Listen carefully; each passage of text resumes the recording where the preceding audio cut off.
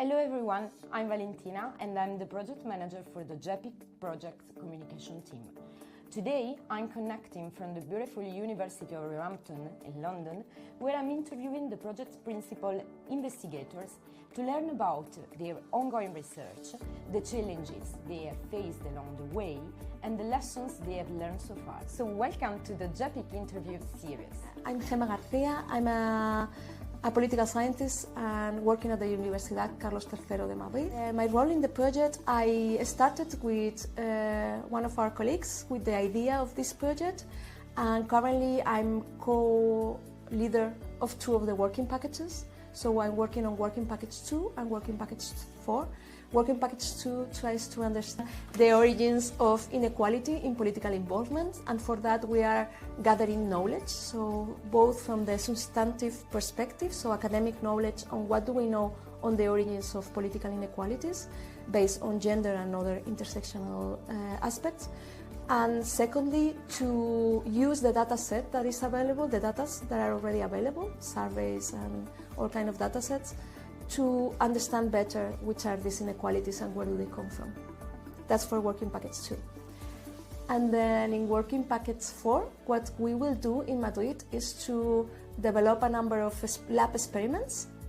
So we want to identify what it is exactly that is constraining girls to develop their feeling that they can participate in political discussions and so on, and to do it in the lab, so in a very controlled environment.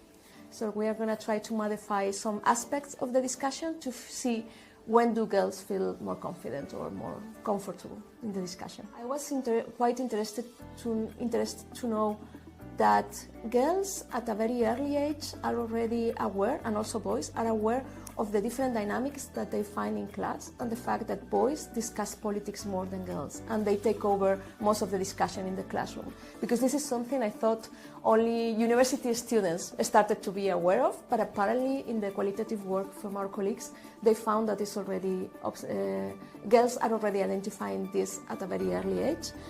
And I guess a second thing that I found very interesting is that we assume that girls from specific ethical backgrounds or from minority groups will have developed less confidence in their own abilities to participate in politics than other groups. But what we found is kind of the contrary. So there seems to be some preliminary evidence that some of these girls from specific ethnic origins or from minority groups or from children of immigrants feel more politically efficacious or more capable to participate in politics than other kids their age, which I think is contrary to what we expected. And it seems, and we want to investigate this further now, that is related to their parental background. So it very much depends on the socioeconomic status of their parents. In our country, in Spain, we are not working with kids directly. We are working with the university students, which is not that challenging compared to our colleagues working in schools because of the age and so on. But we are doing a lot of work with already available data sets, and the limitations, we have found two limitations that I think are very important. And it's mainly that there is no data sets available for young people that cover sufficiently political indicators. So there are few studies that offer data that we can use to analyze our research questions.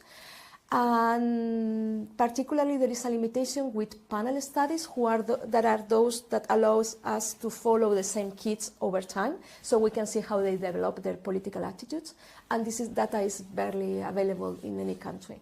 And when there is, they don't have enough questions on politics, in my opinion. And a second challenge that we have found also regarding data is that data sets or the same dimensions and concepts are measured differently across data sets, so they are very difficult to compare.